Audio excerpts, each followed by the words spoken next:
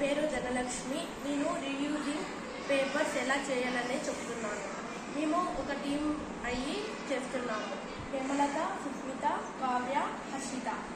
మన చుట్టుపక్కల స్కూల్స్లోనూ waste papers చాలా ఉంటున్నాయి.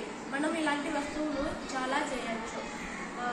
చుట్టుపక్కల పేపర్స్ అన్ని తీసుకొని ఫస్ట్ పేపర్స్ చిన్న చిన్నగా కట్ చేసుకొని ఒక బౌల్లోకి వాటర్ తీసుకొని అందులోకి పేపర్స్ కట్ చేసినట్టు వేసి మనం నీట్గా గ్రైండ్ చేసుకోవాలి. ఆ తర్వాత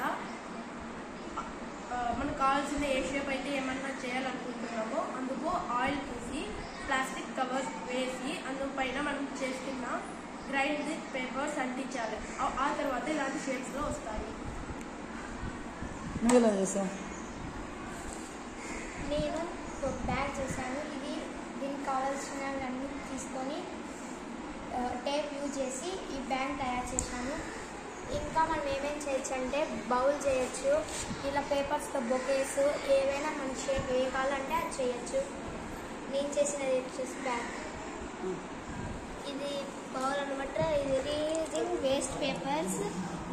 ఇవి ఫస్ట్ బౌల్ వాటర్ తీసుకొని ఆ ప్లాస్టిక్ పేపర్స్ అన్నీ అందులోకి వేసి తర్వాత మనకి ఏ షేప్ కావాలనుకుంటామో ఆ బౌల్ తీసుకొని అప్పుడు మనకి దాని మీద ఆయిల్ వేసి ప్లాస్టిక్ పేపర్ పెడితే మనకి షేప్ వస్తుంది. నేను వచ్చేసి రీయూజింగ్ పేపర్ వేస్ట్తో రెయిన్బో చేశాను. ఫస్ట్ ప్లాస్టిక్ పేపర్స్ అన్ని చిన్నగా చేసుకొని వాటర్లో పోసి ప్లాస్టిక్ పేపర్స్ ప్లాస్టిక్ పేపర్స్